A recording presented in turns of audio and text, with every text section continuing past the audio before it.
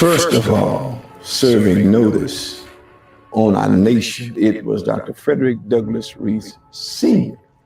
who initiated the movements that contributed to the movement. What Reverend Reese has just said concerning the voter education really was not working. We needed something stronger than trying to figure out what the test was going to be. Reverend Reese wanted to move forward and get masses of people registered to vote. The FBI came. They said they wanted to see my father. They said, well, Reverend Reese, you're on a hit list. And their response, he said, I'm not worried about any hit list or any other kind of list. Dr. Reese never sought to be up front. He just wanted to be a part and be supportive of what that particular movement was about to achieve. The meaning of Selma for your generation. It's about commemorating the past. It's about honoring the legends who helped change this country through your actions today. What happened in Selma is just more than the name that we did. It's more to the story. And if we allow ourselves to dig deep further down, there's so much that we can learn from Selma, Alabama. They did not want Dr. King there. They talked about him being a troublemaker and that we were doing all right. I remember Dr. Reese saying that Dr. Martin Luther King would be here. He would be speaking from this pulpit. And man, it lit a fire in that place. If it is necessary, we are willing and must be willing to go to jail by the thousands in Alabama to get the right. If you will march on with your brothers in Alabama, you will look around and see that glad day. Thank God Almighty. We are free at last. I don't believe that the civil rights movement, first of all, would have survived. It certainly would not have been as successful as it was had it not incorporated the use of the influence of educators. And F.D. Reese saw that long before anybody else. I was president of the Selma City Teachers Association, and I persuaded teachers for the first time to engage in a teachers' march after they signed their names to a petition. We were going to march as a teacher group for the first time in the United States. Selma is now. Selma's about the courage of ordinary people doing extraordinary things because they believe they can change the country. They can shape our nation's destiny. I know it takes time, but you should lose the focus.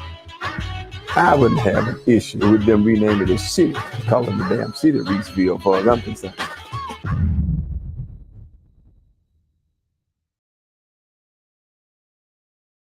Yes, sir. Okay, we here.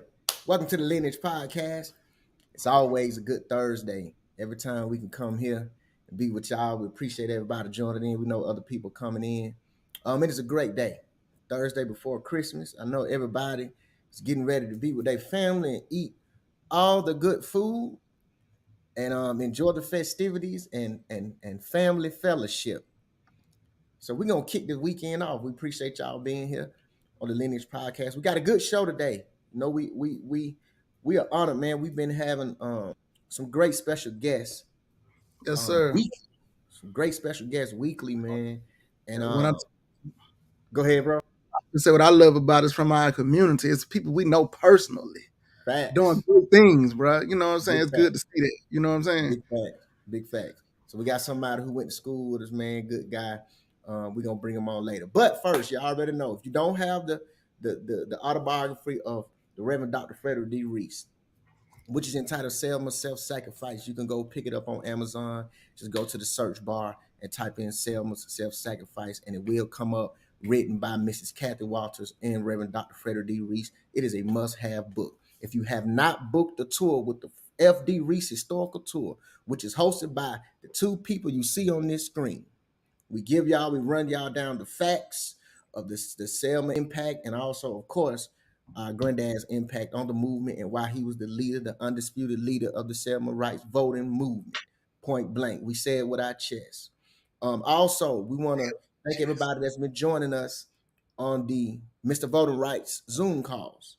If you haven't got on there, it's every Tuesday at 7:00 p.m. Yes, Eastern sir. Standard Time. We've been having people on there, so we appreciate the support. We appreciate the participation. But y'all already know how we do it every week. First things first, we got to get First Nurse Kimberly Reese in here to give us our health segment. You already know what time it is. She drops knowledge on us every week to help us keep our health in line and keep us straight and narrow. Because, you know, sometimes we, and in our community, we look over their health. So we have to keep that priority so we can live long. So we want to get her in before we get started on the anybody. I thought somebody said something. Okay, nah. Before we get started on the regular show, the regularly scheduled program. First, let's do this because they said I'd be forgetting to do this. If you don't know who Reverend Dr. F.D. Reese was, he was the man that signed official invitation to invite Reverend Dr. Martin Luther King to Selma. We can go down the whole list. But what we do on these Tuesday Zoom calls, that's why you got to be there. We really go in depth of his impact. We walk it down from beginning to end, and we show pictures and tell you how his impact, his fingerprints pretty much all over the movement. And this is why we do what we do, not only to highlight him, but to highlight the current events that's going on in the world every week. It seems like every week we have Pulitzer material because every week something is happening. This week we will talk about this show is called The Revelation. Do we know where we stand in America as Black people? Because they have been showing us what they think of us. So it's time for us to value ourselves high. So before we get into all that, like I said, First Nurse Kimberly Reese will come on and give us our health segment for the day. So please don't go nowhere. We will be back in 30 seconds. When I say 30 seconds, I mean 30 seconds. We will be back. So don't go nowhere. We'll be right back.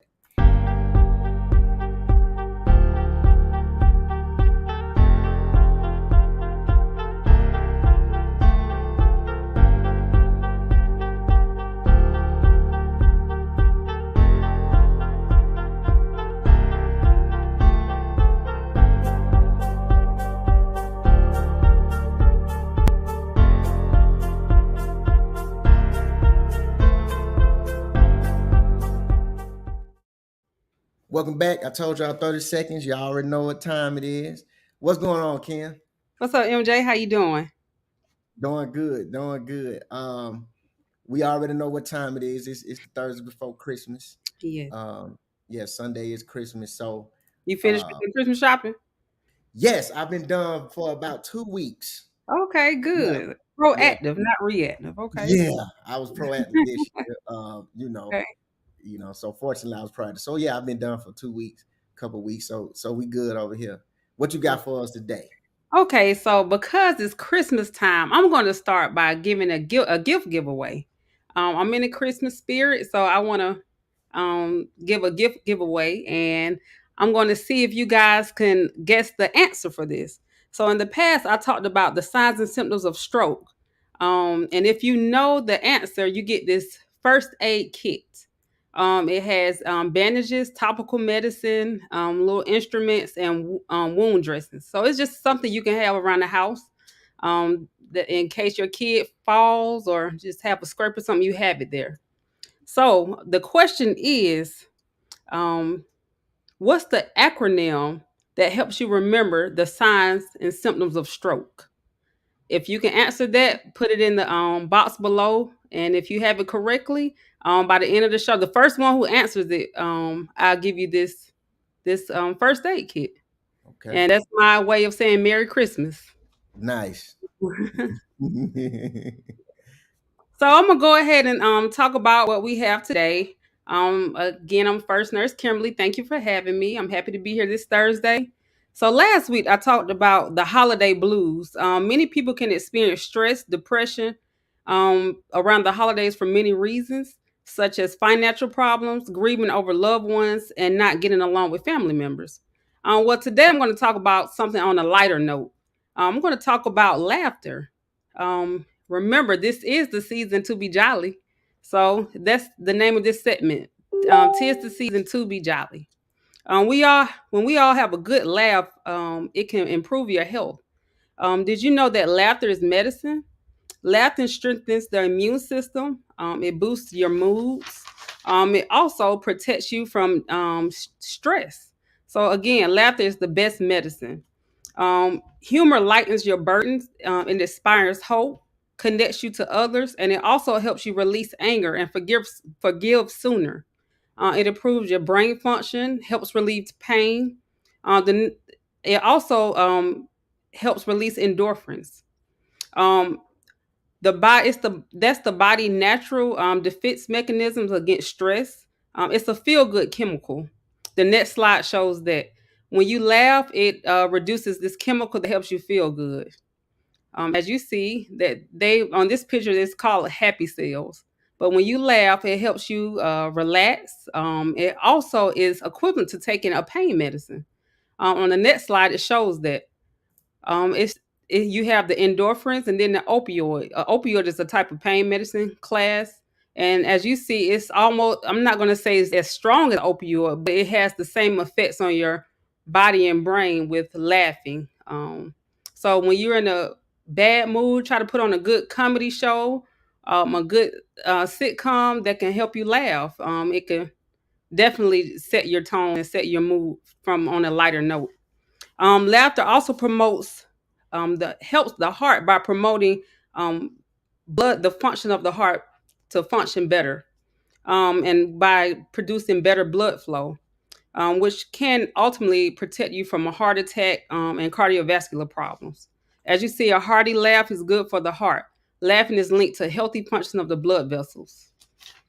Um, for those who are watching those calories and wanting to lose weight, laughing also burns calories. Of course, it's not going to replace the gym, but the laughter research shows that laughing for 10 to 15 minutes a day can burn approximately 40 calories, which can be enough to lose 3 to 4 pounds over the course of a year. So just remember to laugh. It can help keep you in shape and sexy, just laughing. Um, Also, laughter may even help you to live longer. A study in Norway found that people with a strong sense of humor outlive those who didn't laugh as much. So, as you all know, I believe in your health for your mind, body, and soul, and laughter, it helps with all those components. So, let's go ahead and review the physical benefits of laughter. It boosts your immunity, lowers stress hormones, decreases pain, and relaxes your muscles. Also, again, as I mentioned before, it prevents heart disease. On the mental health side, mental benefits, it adds joy and zest to your life. It eases anxiety and tension. It relieves stress, improves mood, strengthens resilience. Also, it strengthens relationships. It attracts others to us and enhances teamwork.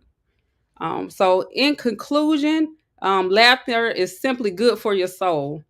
Um, Proverbs 15, verse 13, a glad heart makes a cheerful face, but an aching heart breaks the spirit. And last but not least, Proverbs 15, verse 13, a cheerful heart is good medicine. And that's all I have for you. And 'tis the season to be jolly. Everybody put a smile on your face and try to There laugh. you go. That's what I'm talking about. Okay. Anastasia said, "Is it be fast?" Yep, That was she it. got Okay. She it. got So it.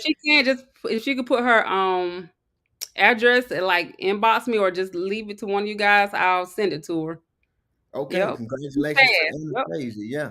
Be Yes. fast. We appreciate once again, First Nurse Kimberly Reese always dropping the health knowledge on us. Yes. Yeah. So y'all make sure y'all take heed to that and keep laughing. Y'all heard what she said. That's equivalent to 3-4 pounds a year. You laugh for a few minutes a day. So Yep. everybody keep laughing, man. You can't laugh, then go eat a hamburger though. They'll mess it up. Right. We appreciate you, Kim. Y'all, we'll be right back. So please don't go nowhere. We got a great show for you. We'll be right back. All right. Bye-bye.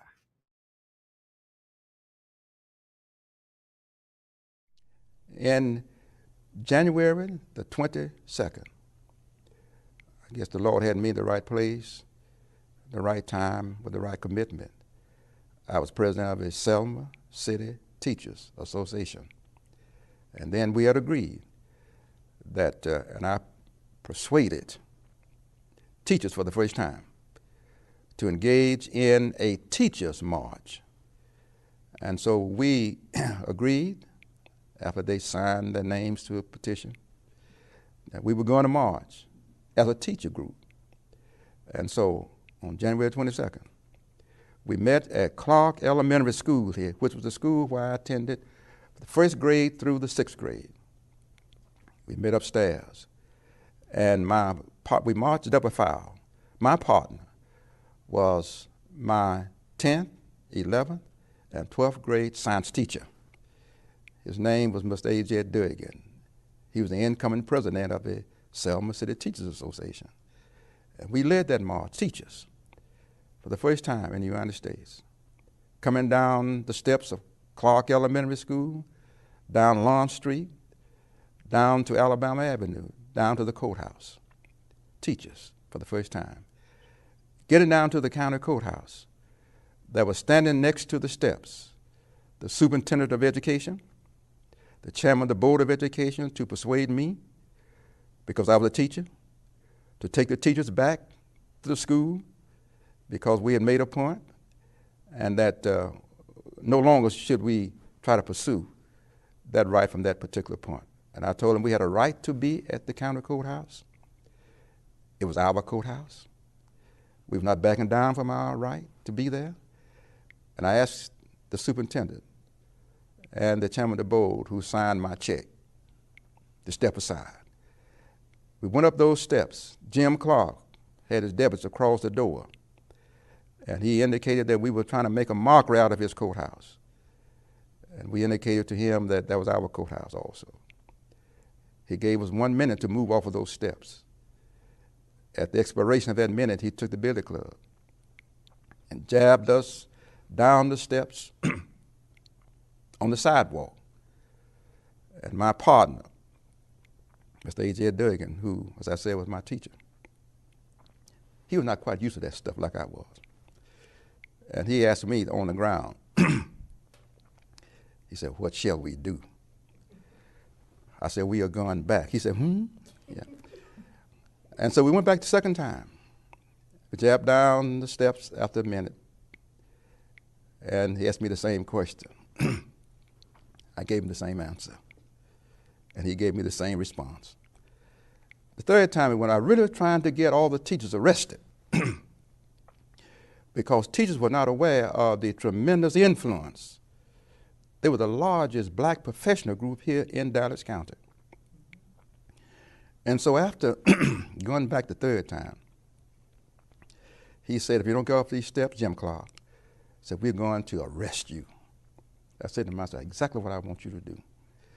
And so after about 45 seconds, before that minute expired, someone on the inside of the courthouse came and pulled him on the inside of the courthouse door and said, I didn't go in there with him, but I can imagine what they told him. "For goodness sake, don't arrest those teachers." Yes, sir. Yes, sir. That was Reverend Dr. F.D. Reese describing what happened on the Teachers March, January 22nd, 1965. But we have a special guest. You already know what time it is. For the last weeks, we've been having some great guests, man. And this guy, he's doing some major things in his field. I'll read his bio right quick. Adams Bay, founder of Design and Mass Steve's Kennels. Born in Atlanta, Georgia, went to Cedar Grove High School. You already know what time it is. You already know. And Shaw University for communications. After he left college, he made music for a while. Then he realized his passion for dogs could actually sustain his family financially while he had his favorite dogs around him all the time. This was his life before, and it has remained. Large breed dogs were ideal for him. He's going to explain that when we talk to him. After so many different registrations, he was asked to be a choice breeder with the American Dog Federation. Listen up. My consistency sparked a few prestige breeders, and he was added as a judge under American Dog Federation. Now we sit on the board with the creators of American Cane Corso and the first women to help create the American depressor. I don't want to pronounce that. Meridionale. I don't know. He gonna help us out. It's been a journey of ups and downs, but worth it. He's able to meet people from all walks of life and contribute a small piece of happiness into many homes. Without further ado, Lineage Podcast and the audience, we welcome Mr. Adamus Bay. What's going on, sir? What's going on, sir? Peace, peace, peace. What's going on, family? Yes, sir. Yes, sir. Hey, Hey, I man. still hear your granddad talking on my thing. I don't know how to pause it. Okay, hold on 1 second. Let me see. Let's see. It paused. Let me make sure. It's still talking? Yeah, it's playing on my yeah, it's playing on mine though. I think it's on mine. I'm trying to figure out how to. Okay, hold on. Let me make sure so I can have it right. Don't worry about it. Don't worry. It's all good. Don't need to. I Before can we hear y'all. That's all that matters. I hear him too, but Okay. I can hear y'all. Before we get into the show, I know you have an opinion on one of the worst calls in sports history, how they took the state championship away from our Cedar Grove Saints, man. I know you got something to say about that. I mean, it's just horrible, bro. Like, I mean, Georgia High School Sports Association. I mean, it ain't really nothing you can do. You can say, like my mom called me and she saying, "Hey, Adam, you know now that they had that bad call against Cedar Grove, you know now Georgia High School thinking about bringing in the reviewing." I That's said, "Well, right. that's all well and good, but you done took that from them boys, man. They can't get that back." Can't get it back, man. Right. Can't get it back. That's a shame. That's crazy, man. It's a shame. It's Hey, let me unfortunate, ask you. man, but they had a great season, man. I'm proud of what they doing over there. You know what I'm saying? That's I'm right. proud of the program. That's right. Straight up. Hey, let me ask you, man, because everybody know, you know, pretty much who you are, especially our people that went to school with us. What made you really want to get, because you said you realized this was your passion, what made you want to take it to that next level? Because a lot of people got passionate about dogs, but now you are in it like for real.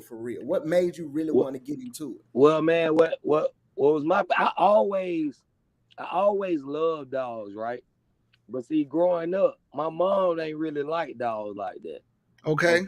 So I never was able to. Well, I had one dog when I was really young, you know what I mean, a little Labrador, but I never really got the dog I wanted to get when I was a kid.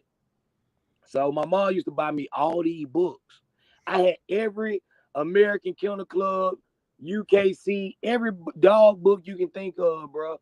I literally know almost every dog breed in the world.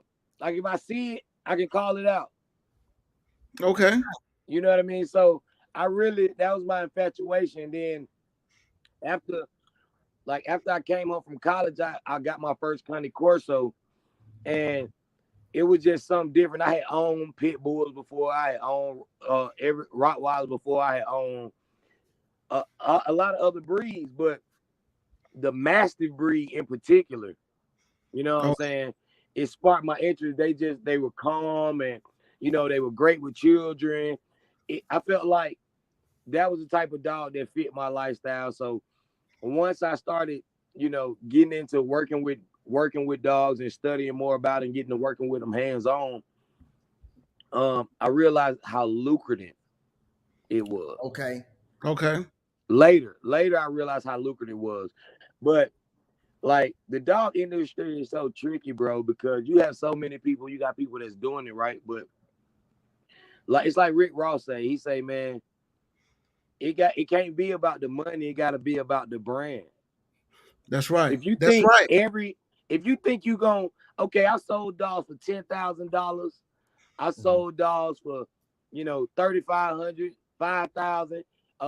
The lowest probably being $1,000, honestly. You know what I mean? But if I sell a dog for $1,000, it's gonna be to an influential person, somebody I know that's a dog trainer, somebody that's a socialite that's gonna show the dog off. You know what I mean? It has to make sense. for me. And they have to be able to take care of the dog. That's first and foremost, you know, That's right. before anything. Right. But definitely, you know, I felt like getting into dogs, getting into mastiffs was my calling, because once I got one type of breed, you know, and people started knowing me for producing this breed and producing quality puppies, I started figuring out that it's a defect in each breed. Okay. In each purebred dog, it don't matter what purebred breed it is. Each breed has their pluses and their, you know, their pros and their cons. Mm-hmm. All right. So what I started doing is I started realizing that if you take one good health tested male dog from one breed and another good health tested female dog from another breed, okay, and you cross those breeds together, I was just about to ask. Say, "Oh, bro, that's a mutt or that's a whatever." But what you're doing is you're making a healthier dog because you're crossing out the bad genetics. Usually, you're getting the best of both worlds. If you Google right now, is a mixed breed dog overall healthier than a purebred dog? Google is going to tell you that it's a mixed breed dog is way healthier and they live a lot longer. Not only that, each purebred dog breed started as a mixed breed. That's true. Every one of them. Mm-hmm. It just became a certain consistent breeding system until you got that same trait, that same color.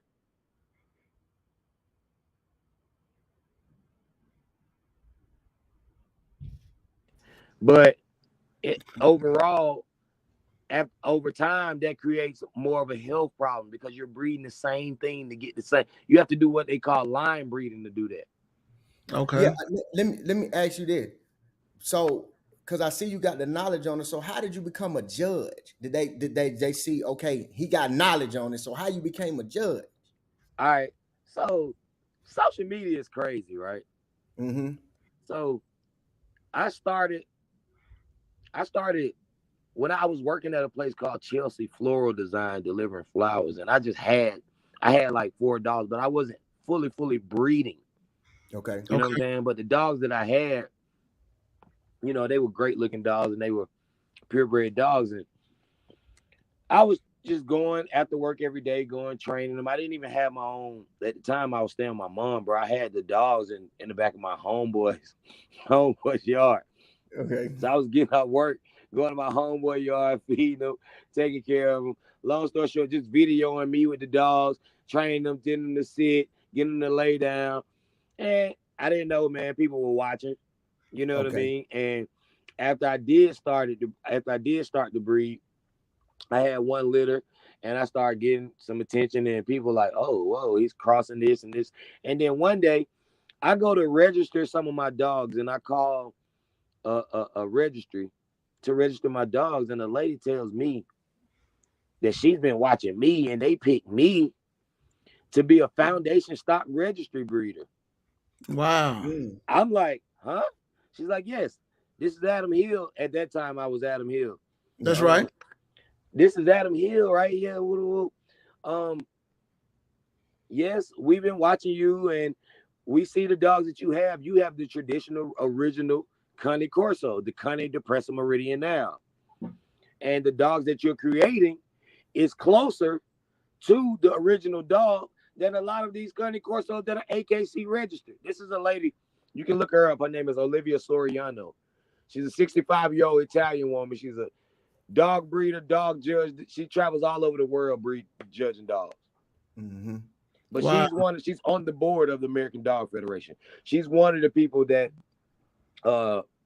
chose me to become a foundation stock breeder, and then later I became a judge. I've only been a judge for probably like a year, but I've had my own foundation stock breed for since 2018, 2017.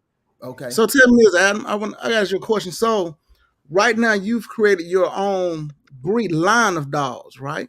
Yes, I've created my own cross. So what's different from me, what I did, and somebody just in the backyard say, I got a Rottweiler, I got a Mastiff, I'm gonna cross the two of them. And what the difference is, I didn't say I was gonna do this, right? Mm-hmm. A registry reached out to me and saw what I was doing and encouraged me to go ahead and keep doing what I was doing. And all right, so I started with 2 breeds, and then I found another breed that I wanted to that I liked. So I added the Brazilian Mastiff. It's called the Fili Brasileiro. These dogs are the Mastiff with the most keen nose. They can track down anything. Okay. Like I don't train my dog. My dogs, I live in the middle of the woods. My dogs can go track down anything. And bro, they come, my wife would contest, they bring back all kind of stuff, bro. Like, here, look what I brought back, and it'd be a dead rabbit. And I'm like, man, what? Yeah. Get this, get this out my porch. You know what I'm saying? But this is just in them, this genetically. I'm not a dog trainer. I'm a dog geneticist. I know how to pair genetics to get a product, you know what I mean, that everybody sees, and they like the way my dogs look. That's right, because they don't look like. That's right. They don't look like the Mastiff. You get what I'm saying? Right. So that's what I'm saying. So how you cross them to get how your dogs look, because no one else's dogs look like yours. Right. Well, just put it like this, man. I pretty much had no life. Fuck what I'm talking about. I still ain't got no life. I had no life for 6 years. Well, let's say 4 years straight of just getting different type of purebred dogs, crossing them, selling them, keeping most out the litter till they get old enough to see which one pull certain traits. Keep that one, breeding with the other one. Well, every time I'm doing this, the American Dog Federation is a third party documenting every step. So each dog has a registry number. So I have a whole pedigree. I'm not just, hey man, I bred the dog. Look what I got. You want it, don't you? No, it's much more than that. You can go to AmericanDogFederation.com and call in, and they have my pedigree. Right. You know what I'm saying? It's in the whole database. Every time I do a breeding, I'm registering the litter. I'm not registering to say, hey man, my dog got papers. You want to buy the dog with papers? It's for me and my progress. Right. So you got, like, let me tell you, bro, and this with everything.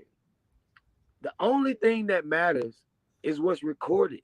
That's what's history. That's historical. We know about your grandfather, y'all grandfather, because why? It's recorded. Mm-hmm. They like, hey, F.D. Reese, he was in charge. He it's history. Right. So I'm not saying nobody's not ever done it before. I'm saying no one's ever done it and has it documented. Right. And has been recognized. Right. You see what I'm saying? Exactly. By a registry. Now people say, are you AKC registered? All right. No, I'm not. All right. And they say, why? Don't you want to be AKC registered if the American Kennel Club? And then it gets to that point, it's like saying, asking, it's like, yeah, I wouldn't mind, right? But am I gonna validate all my work of American Kennel Club? It's like, you know what I'm saying? It's like young players today, seeing what Deion Sanders just did at Jackson State, and now he's at Colorado. But you see now an influx of players, highly talented players, going to HBCUs because they see it's possible. But even before Deion went there, you have a multitude of NFL players that have come from HBCUs. That's Jerry Rice, Steve McNair. You know what I mean? You got a lot of them. So what I'm trying to say is we don't need to let our work be validated by a group of people. Right. That's right. I agree. A certain group of people. I agree. You know what I mean? Uh-huh. Mm-hmm. Exactly. Don't allow yourself to be put in a box. You know That's right. So go ahead, bro. I just would like to tell everybody, man, go to his page, man, and look at these beautiful dogs. Oh my God, they're beautiful, man. Look at the videos, man. Look at these. Thank you, man. I appreciate it. I look at them all the time. I go to your page all the time. Like, man, my next breed is gonna be from my homie. The next dog I get them. I got y'all, man. All you gotta do is say the word, man. I'm gonna look out for y'all, man. For sure. Hey, bro, before you go, because I know, see what you just described, man, is is innovative in its consistency, right? And a lot of the times when you're trying to do something in that magnitude, a lot of people don't have the mental capacity to understand trying to go. That's That right. just is what it is. So what is one thing that you would, before you head out, what is one thing that you would leave with someone that may be pretty much going through something similar? Because you said, yeah, you pretty much didn't have no life for 4 years. You say you still ain't got one, but you basically said you put your face in the mud and you went hard about the knowledge, right? Yeah. So what's one thing you would leave with someone that may be trying to take that same path with you, but they don't have the stamina as you? They trying to take the same path with me, but they don't have the stamina. Right. Pick something else to do. That's Because right. this takes That's stamina, real. bro. It's a lot of Right. highs and lows, emotions. Boy. You know, Mhm. I mean, you got people. You gotta be a really soulless person to deal with lives, like animal lives, because you're gonna lose lives. You know, like puppies, all puppies don't make it all the time. Right. Mhm. Sometimes dogs, you know, they die. Sometimes, you know what I mean, things happen. You know what I mean? So you can't be soulless. You have a lot of highs and lows, but it kind of teaches you to deal with life, because this is what life is about. No matter what, you got to keep going. It's gonna hurt regardless. That's You know what right. I'm saying? Real talk, it's gonna hurt regardless, man. That's It's right. just- I ain't gonna say pick something else to do. I'm gonna give somebody advice, not just about dog breeding, about anything you doing in life, bro. It's gonna hurt regardless. So if you're gonna quit now, it's gonna take longer, or you can keep going. But at the end of the day, man, you know, keep going. You know what I'm saying? Work Right. through it. You There know you what I go. mean? I heard y'all was talking about something, not to get off subject, but Yeah. y'all was talking about something earlier about you know, civil rights, you know, and how you know, with reparations, you know, how we, you know, how our people, you know, are not getting reparations. You know what I mean? And that's another subject too. I want to talk to you maybe on another show. But Okay. I could definitely got some insight on that. Yes, sir. Okay. We're gonna have you back on that one. Got to. Yeah. Got to. Hey, man, it's been a pleasure, bro. You already know. It's been a pleasure, man. We I appreciate it, man. Hey, man. I love y'all boys, man. I Y'all love you boys too, doing man. something great. You know what I mean? Text me the link, bro, to the book. I just heard it while I was listening. I ain't even know it was a book. Send me the link to the book. I'm gonna cop the book. Okay. Okay. Yeah, for sure. But yeah, man, I appreciate y'all boys, man. Everybody, go tap in www.designermasterkennels.com. There you go. Hey, man, peace to all, peace, love. Happy holidays to everybody. You know what I mean? Happy holidays to both of y'all families. Yes, sir. Same to you, man. That's it, man. We definitely gonna chop it up, but yeah, we'll see. We got it. Now we got on some. I love to come on here and talk about dogs, but we I already definitely know. gonna talk about some. I already know. Yeah. I already know. All right, bro. All right, man. I love y'all, boy. Be easy. All right, bro. All right, peace. Yeah. Hey, man, he said something, and we can relate to this. The journey, man. Think about it. He said he was leaving work, staying with his mama, had the dogs at his homeboy house. Come on. Had the dogs at his homeboy's house. Used to get out of work, go to his homeboy's house. He used to, you know, his homeboy video him train the dog, this and that. Man, the journey. And see, bro. people look where he at. And I've been watching them breeding, man. I'm talking about, man, the dogs are beautiful. And people look at him now and say, man, he got some beautiful dogs. But man, look at the years. Look at his mom buying him all the kennel books. Right. AKC, CKC, all that. I remember them books, man. Them books, because I had one about that thick. And so all that knowledge over the years to get where he at. And then some people will say, man, I just want to do what he do because they see I'm not saying he finished, but they see the product now. Right. But don't know the backstory, bro. Right. You know what I'm saying? The struggle. See, like we were saying, man, we've been on this journey hard for 5 years.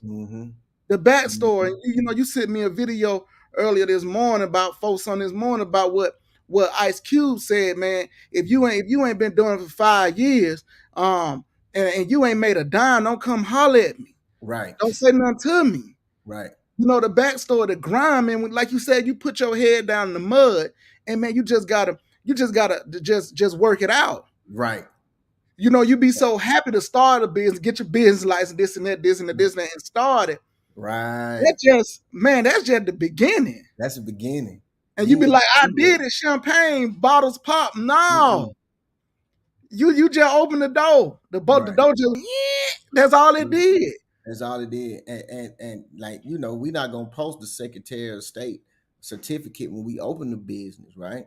We just gonna do things to try to make the business move.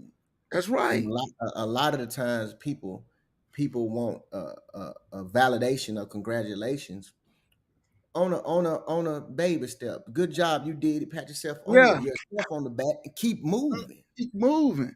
Some people because think that's just the beginning. That's just the beginning, bro. It's just the beginning, man. We, you know, I would tell anybody who are entrepreneur who want to, when we talk about being free, it's a cost to be free, bro. It really is. It costs. Look, to make your own schedule, to create an atmosphere that you dependent solely on you. No one telling you what time you got to be to work, what time you get off, when you can take your vacation, this and that. To create a pace that you're your own person, you got to bet on you 100%. Hey, it take work to build that foundation. It do. It does, man. It's not 100%. A lot of people then started this and said, you know what, I'm going back to the workforce. This ain't for me. Right. Because it's like this.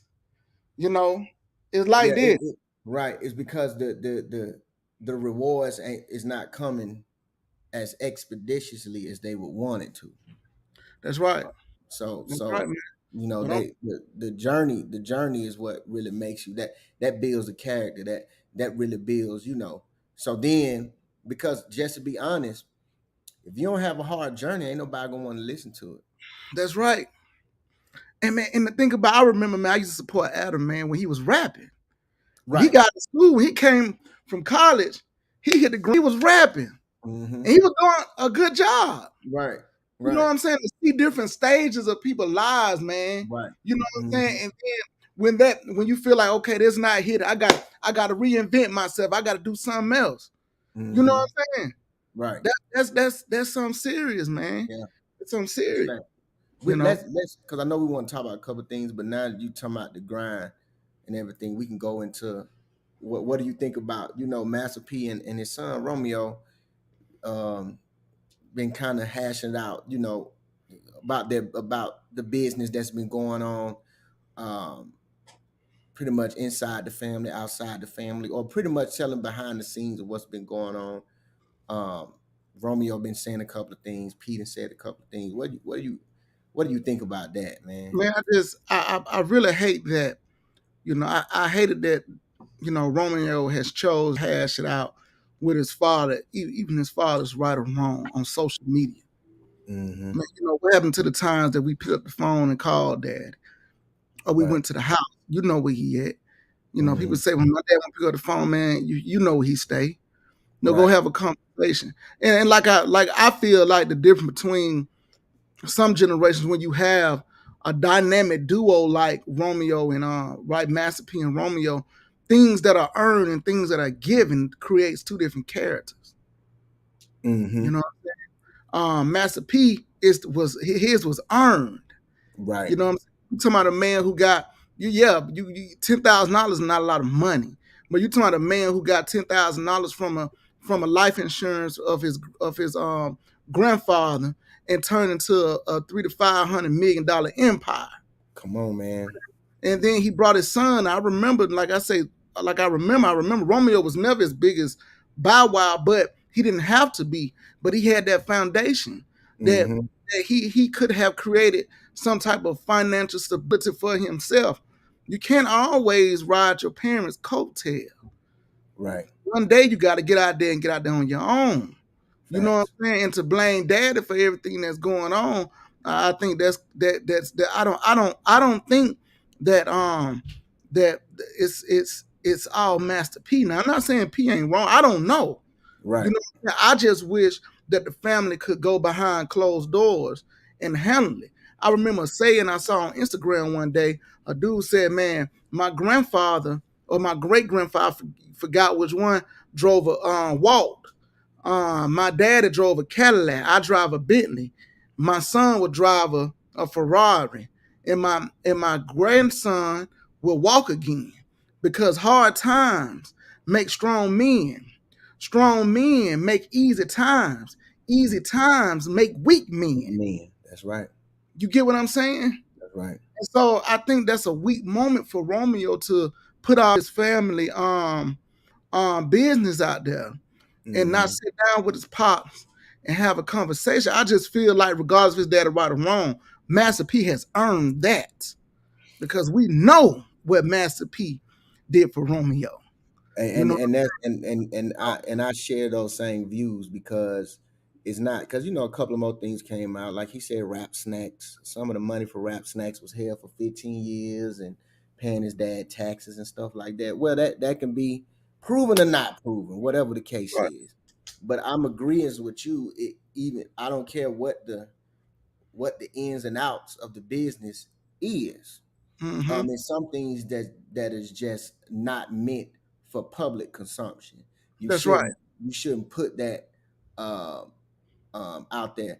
Latanya says, but what if he couldn't get through to him behind closed doors?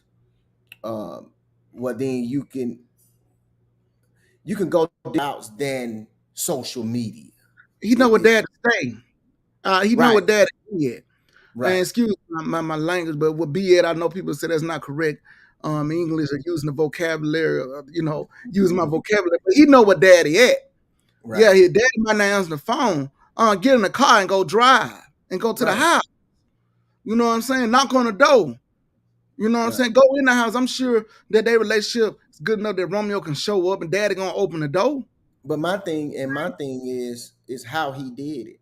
He responded to something. I think somebody said something, and he kind of, when Twitch died, Romeo said that, how can my daddy be so concerned about depression when he's not concerned about, I guess, Romeo depression, or his sister. I think his sister that passed away. It was some, I don't know the full story behind that. He came out and said that he handles things in different ways than his children.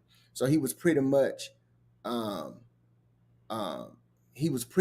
saying he was going out in the community and stuff. And I guess the family disagreed. It's like he wasn't grieving the way that everyone else grieved. Everyone else was. So Romeo was saying, well, how can you be so worried about Twitch and you didn't even kind of grieve correctly with your daughter, basically. And Master P came out and said, well, I grieved in a different way. That's right. People grieve differently. In a different way. So whatever the case is, man, I just think that's the wrong way to handle it. That's right. all I'm saying. We need to get, even if dad wrong, it's still, you know who you are, and you know what kind of impact you may have if you say certain things about, you already know this. So why would you go on social media and say that? You know what I'm saying? Social media is not for everything, man, and that people have to learn that it's not a place to really discuss family business. It's not. That that's non-tolerance for me. I just feel like it's other ways that you could get in touch with your family member without putting things out on social media like that. No, what happened is that Romeo was in his emotions. Right. And what he did, he reacted and didn't respond. Grenade used to always say, don't react, respond. You know what I'm saying? Reacting is you're reacting to your emotions. Emotions, right. Responding is you can sit down, take a deep breath, and really see how can I handle this like an adult. You know what I'm saying? Because let's be honest, bro. Every family go through things. Yeah. And I'll take it a step further. I have 2 kids out of wedlock, and me and my children's mother don't get along all the time. That's right. We may disagree or here and there, but there was never a time where you would see me disrespect them on social media. There will never be a time where you will see me call them out their name. I don't do that anyway, but even if there is some turmoil between them and I, you would never see me say it publicly, because I know, one, that's not the way to handle things. It's not the best way to handle things. And two, most of the time when people do it in there, bro, they are looking for validation for people to agree with their point when it's only one side of the story. So that's always not the best way to handle it. And even with, I like the way Master P handled it. He was like, well, you know, I usually don't do this, but I'll respond. And he didn't say nothing bad about Rome. He didn't even say nothing bad about the businesses. He just said, well, son, I love you. I'm not going to do it no more, but, you know, let's talk, or whatever the case is. Let's talk. So, you know, we disagree. Man, you disagree. Yeah. We disagree with our little brother. You know, but we on social media and just put it out there. No, man, we're going to sit down. We ain't never scared to say nothing to each other. Right. Exactly. We don't walk around each other's feelings, because as a family, one thing I can say as a family, we have always had the opportunity to share how we feel, but respectfully. Our parents, our grandparents have never shut us out. Right. You get what I'm saying? Right. And so it's always been an open door to talk about anything. And I think Black people, I'm talking to us, Black folks, I think we need to get back to that. Man, some stuff just ain't meant to say out loud and outside. You know, every family has their things that they may want to improve, that they disagree with, that they may be evil about certain decisions made, what have you, in certain relationships within the family. As husband and wife, as siblings, as father and children, mother and children, parents and children, it don't matter. But I think it's always a tactful way to handle things. It's always a right and wrong way to handle things. And I just think, my personal opinion, Romeo didn't handle this the right way. And it surprised me a little bit, because Romeo is usually not like that. Yeah, I never looked at Romeo like that, man. That's dog. I'm like, man, I told my wife this so many times, man. That's how I want me and my son to be, like Master P and Romeo. It seemed like that they relationship tight. And it was, I looked up to their relationship. Like, man, that's how father and son should do business. Right. That's how they should do business. It seemed like Master P was showing Romeo the ropes, man. Like, okay, when it's time for me to get out the driver's seat, there you go. You know what I'm saying? And I respected that, man. What I do, I just speak life over their relationship, man. Yeah. You know what I'm saying? I speak healing. I speak understanding, and I just speak that whatever's going on, man, that it shall be renewed. You know what I'm saying? And restored. You know what I'm saying? And that's my prayer for them right now, because they two great Black men that the community needs, and I ain't gonna knock them down. I just want them to go behind closed door. Romeo, as your peer, Romeo our age, maybe a little few years younger. Hey, Romeo, go behind closed doors and talk to your father, man. Get off social media. I don't care what your friends telling you. I don't care what people saying in your corner. Go talk to your daddy. Right. Because life is short. I know a lot of people may not heard, but it was a running back that died. He used to play for Denver Broncos, 31 years old, man. Yeah. Like life is short, man. 31 years old. And you got to think, you go to the NFL and you play 5 years, and then you get diagnosed with cancer in August and you die in December, bro. At 31, like, come on, he was a father. Like, you can't take it for granted, man. So, but I know them. They two guys. I know how they handle things. I know they'll get it together. They'll probably get it together by Christmas time, man. Just to be honest, they'll get it together. Let's move on to this. I know you want to talk about this. About the administration, I'll read a little bit of it. Announces nearly $3 billion in new military aid for Ukraine. They just send out reparation money over there. Yeah, 6 months after Russia's invasion of Ukraine, President Joe Biden announced Wednesday that he is sending $2.98 billion in new military aid to Ukraine that will provide longer-term weapons and training to enable forces there to fight for years to come. Boy, what can we say? Have you heard anything about police reform lately? I ain't heard nothing about that. I ain't heard nothing about that. Jury Nothing. duty reform. Nothing. Ain't heard nothing about that either, huh? Nothing. This is what we hear. Right. You know, like I say, man, you know, and I voted Democrat, man, for years. Mhm. I'll being honest with you. But I feel like our generation, the Democrats not gonna like our generation because we're willing to hold their word to the fire. Right. You know what I'm saying? And what I don't like is just deliberately looking over us. Deliberately. Exactly. You know, remember when what was the Haitians was coming over and they sent back over there on airplanes? Now Right. look at all the immigrants coming in on the border of Texas. You know, they sending them to New York, they sending them to Minnesota, they sending them to in Texas. I'm sure Georgia gonna get some, but and you see what's happening. These illegal immigrants. You look at the Ukrainians. They're able to come over here and they're able to reap the benefits, everything black folks have fought for. Mm-hmm. And black people are always getting the short end of the stick. Yep. And we still go down to those voting polls on the federal elections and vote Democrat down the line and don't hold folks to hold them folks accountable. Think about it, bro. 100%. But we seeing it with our own eyes. One thing about what we can see with digital, not just social media, but digital news, we get everything. Mm-hmm. They could have kind of back in the 90s, they could have blinded us with put a sheet over our eye. Yeah. Sheet over our head. Wouldn't even know, man, y'all remember how many immigrants came in? Nah, I ain't know about that. But now they showing us. Mm-hmm. But MJ, let me tell you, let me be clear. It's not about the Ukrainians coming in that I'm mad about. It's not about the immigrants that's coming in on the borders of Texas that I'm mad about. I'm mad because they don't do anything for black people. Mm-hmm. When it's time to do something for black people, Joe Biden said, well, and Vice President said, well, we can't do anything just for one group of people, but you tend to do things for one group of people. Yeah. You tend to do things for the Asian Americans. You tend to sign bills for the Ukrainians who they don't pay taxes over here, but black people do.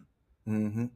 You get what I'm saying? You tend, and I'm not going to speak bad about the Native Americans. You tend to do things for them, but we can't do nothing for the people that were goods and imports.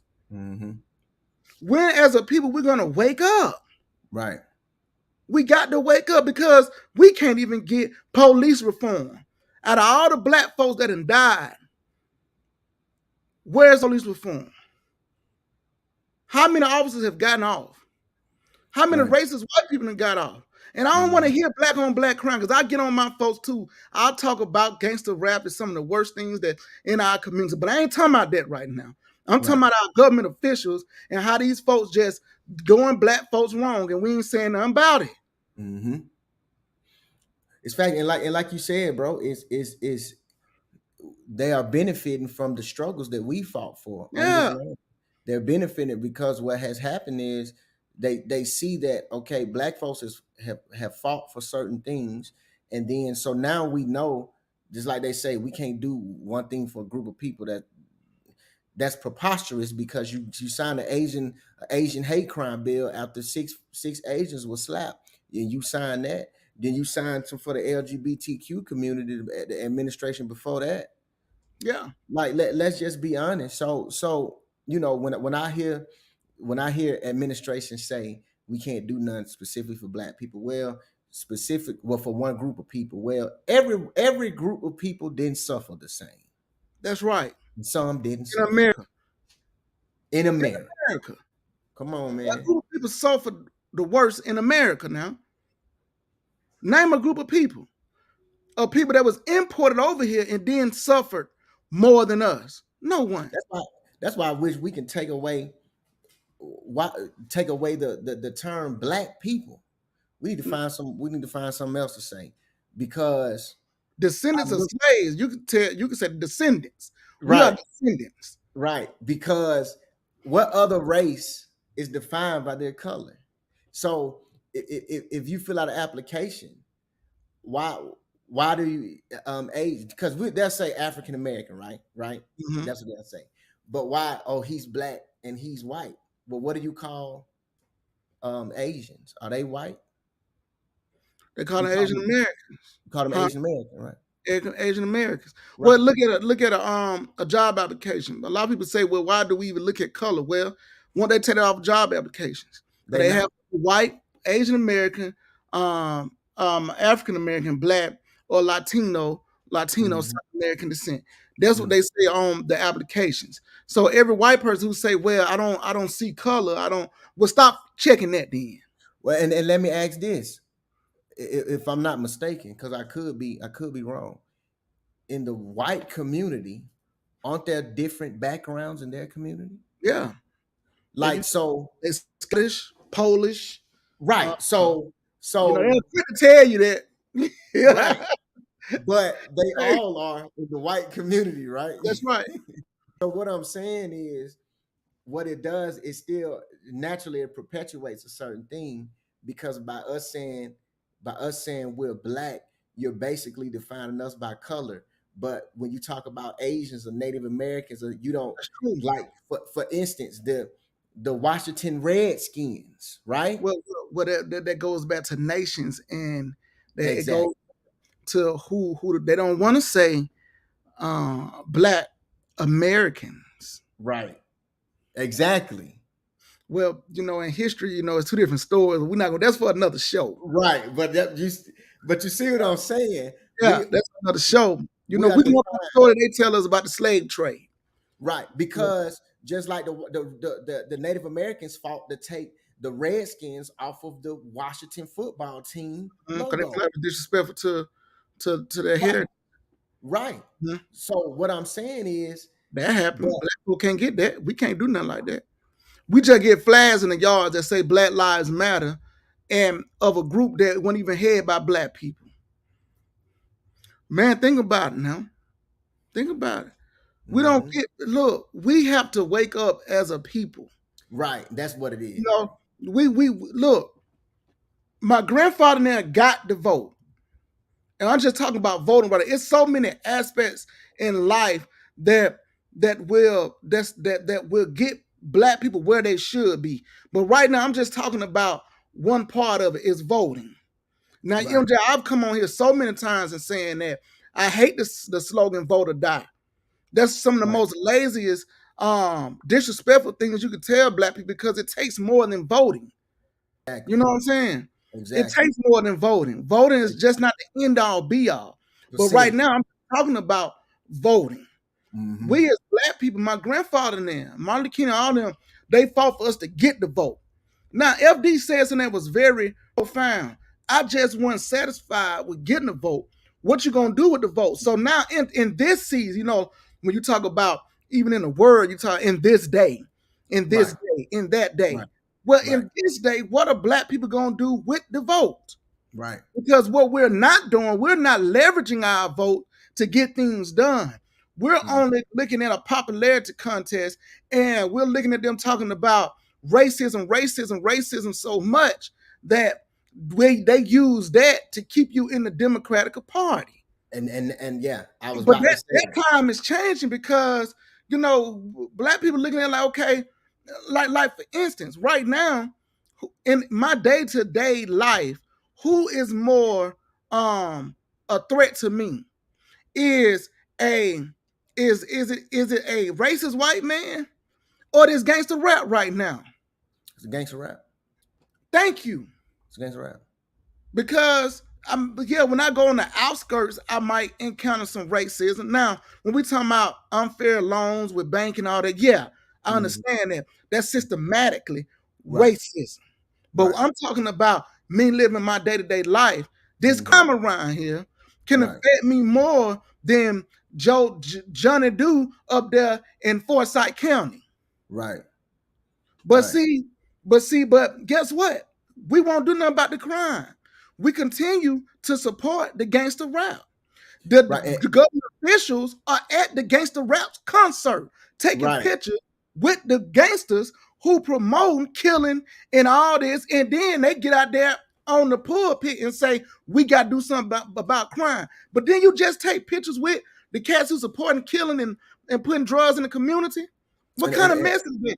You're right, bro. And I was gonna say that because I even gotta criticize the sister Stacey Abrams. When it comes to that, I know we said she still owes us an apology. I know that's what you on.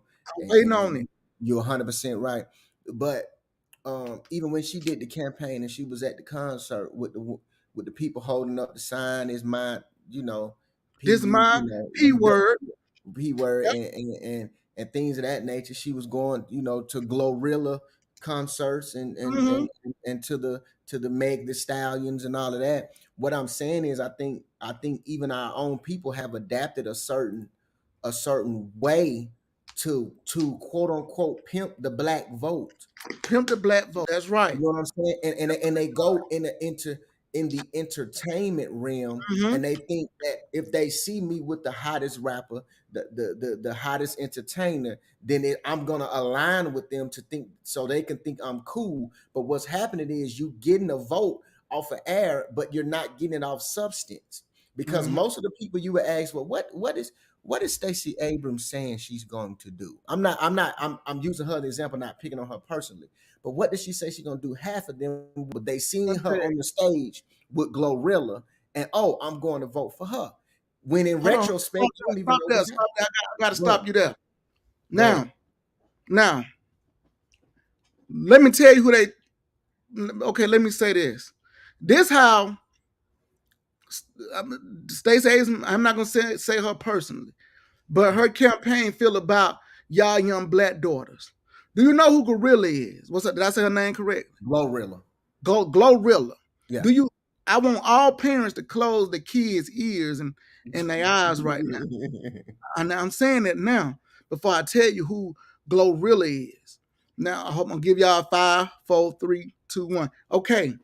This is what Glorilla said. Now these what these young girls following. She said on social media, and this sexual. You know what I'm talking about, right, Jay? I know exactly what you're talking about. Yeah. She said that before when her man reached his climax, that she tell him to climax on her leftover food, and then she proceeds to eat her food as a meal. Now this who y'all young girls, y'all little girls who 12, 13, 14, 15 years old following. This who Stacey Abrams went on stage with while they holding up the sign. So this is a type of nonsense that this party is allowing to feed into your kid's head. That's so disrespectful. Stop supporting this, bro. And let's not even talk about her song. FREEFN free. Come on, bro. But see, this is the problem. We can't hold our own people accountable for them saying we hate. Alan, we can get on here and talk about systematic racism. We can get on here and talk about oppression. We can get on here and talk about redlining. We can get on here and talk about gentrification. We can get in here and talk about how they're not giving black folks loans. We can get on here and talk about all of that, bro. Right? We on point. We talk about Glorilla, Megan Thee Stallion, Cardi B's and stuff. We hate. But not knowing that's doing more damage. That's doing more damage than racist Johnny Do in Forsyth County, who they'll use on doing their campaign and saying that they are a threat to the black community. No. And the stage just said it. Gangsta rap, unfortunately, is doing more damage. We support it. Yes, it is. Because Jay, at the end of the day, in the 50s and 60s, I would agree with them. But in today's time, we self-inflict us. Right. It's self-infliction. Right. In today's time, bro. I'm sorry. Stop letting your kids listen to this mess. Right. You talk about depression? Right. Come on, man. Alan, I'm gonna give you this. I was talking to my daughter 2 nights ago, and I was telling her it's the problem. And I know throughout generations, every generation disagreed with something. Like I'm pretty sure my grandma disagreed with afros when they first came in, and bell bottoms, and the you know, and That's then our parents disagreed with the Snoop Dogs, and that happens every year. And I guarantee you, grandmama and them parents disagreed with some music they were listening to. That's right. Well, Little Richard and all that. We know that, right? That's right. But what I told my daughter, what I see now is it is so much of a difference. What's the biggest problem now? Why I think, this is my personal opinion, why I think we are going to have it the hardest as raising kids is because the perception and the reality is so far, it's a gap so far that now these kids are on social media and they are not even showing the realness on social media, and the kids are not comparing their real life to something fake. That's right. It's unreachable and unattainable. And that's what brings in depression. Because it's like my life is over. Man, I went to daughter's party, my niece's party yesterday. Yeah. They asked me to pray. I prayed for the food. And I'm, me and I'm always gonna do something. Right. You know what I'm saying? Told all the young men to take off your hats. To everybody with the hats and hoodies, like you can't see them, like just. Right. I don't want to be seen. Told all the young men, could we please take off our hats and hoodies? Right. Then I made the young men come stand by me. It's okay. You know what I'm saying? Right. About time I left the party, I was onk. They had opened up. I'm taking pictures with them. I'm onk. Right. Because now they have been, because we come from a generation that we socialized. You know what I'm saying? Nowadays it's like everybody just sitting on their phones, like covered up. Right. You in a party with a bunch of people and you covered up. No. Take off your hoodies, take off your hats. Let's talk. Right. You know what I'm saying? Let's talk. So what I'm saying is, bruh, and I really feel like we're talking, I really feel like it's starting with this music. Music has a big impact on our lives, man. I told my daughter that too. I said, you listen to music. You got your headphones on 5-6 hours a day. You doing the dishes, you listen to music. You at school, you listen to music. You on the bus, you listen to music. All this, you listen to music. Same music. What do you think is doing to your psyche? You listening to music and you on TikTok and on social media, and now you're comparing your life. That's why the depression in this generation is up. That's why the low self-esteem in this generation is up. That's right. Because you're actually comparing your life to rappers and stuff, and then the rappers that's rapping about the life, they don't even live it. They go to their $2 million mansion. That's right. You saw Gunna left that court. You saw what he left in, what? A Maybach. He left in a Maybach and he went somewhere. He don't care nothing about what y'all saying on social media about he a snitch. He don't care nothing about it. Gunna can go somewhere and get goals for the rest of his life. Ain't got nothing to worry about. Nothing to worry about. He done his part. He done spread enough gangster rap. He done led enough young folks to kill themselves. Yep. He done his part that they gonna take care of him. And the men at the top saying, "Good job. Here's your check." Good job. There you go. We waiting for the next one. There you go. What the next one? He run here somewhere. And he gonna bring in Usher and talk about all the guns, all the drugs, all the women, then what we're gonna do is we're gonna catch him in something we already knew he was doing. Yeah, that's right. We're gonna wait till he spread our message. Then we're gonna get him on some and then tell him, if you don't want to do this, now you got to snitch on everybody else and you're gonna spend the rest of your life in jail. So now we're gonna get you out the way and we're gonna funnel the next one in and take him through the same thing. When we as Black people understand that the justice system was not created to work for us. Right. It was created to capture us. You go back from the slave, from what they were, why it was created to capture slaves. Why today that the they gotta let a few people out, bro. You gotta make it seem like it's working. There you go. But the thing is that they capture more slaves than they let go. Okay, right. all the music is capturing 100,000, and I let 10 go. Let me go get another 100,000, and I let 10 go. Right. You giving them? When we gonna wake up? And I think that's a good place to start. Let's start there. That's right. Listening to gangster rap. Let's start there. Stop listening to it. And bro, you saw what T.I. did, and I like T.I. But if T.I. about them streets, when Charles and White was running his mouth, Charles and White supposed to be somewhere forgotten. Right. Charles and White still laughing at him. Because T.I. know he's not gonna risk it all. Right. So he said, let me go do what I need to do. Let me go rap some. Right. Because I can't be about that life in them streets. Right. What the song's saying I'm about, I can't really be about that because I can't risk it all. But guess what? It's 100,000 young 15 to 25-year-olds who will take that song T.I. wrote and gonna be about their life, and then they're gonna be on the chain gang. And then the other one gonna be dead. So you got one mom and then one family going seeing a person in the chain gang in the state or the feds, and then you got another family putting them in the grave. Right. But T.I. and them who rapping about it, get what? They get to sell their catalog for $100 million and go to the islands y'all can't even pronounce. Right. Come on, bro. Come on, man. I'm saying. We have been saying this for a minute, but you know, this is documented, so it'll get crossed one day. We'll I hope so. We'll come back. Yeah, it'll get crossed. Maybe not in our lifetime, but maybe not in our lifetime, man. But yeah. Stop letting your kids listen to this foolishness, man. Let them read a book. For real, man. Read a book. And okay, you don't want to read a book, make them read some that has some type of substance on their phone. Right. Okay, they want to read that. Put a documentary on YouTube or something. It's so many more ways that you can obtain knowledge than just reading a book. I understand some people want to read all the time. I like to read. I like to obtain information, but I also like to watch documentaries. I also like to hear things because and this one thing we specialize in. I'm gonna let you speak. But music, this is what we do. Right. We know the power of music. I was a minister of music for years. I know what music does to set the foundation for the Holy Spirit to move inside a church. I know how it works.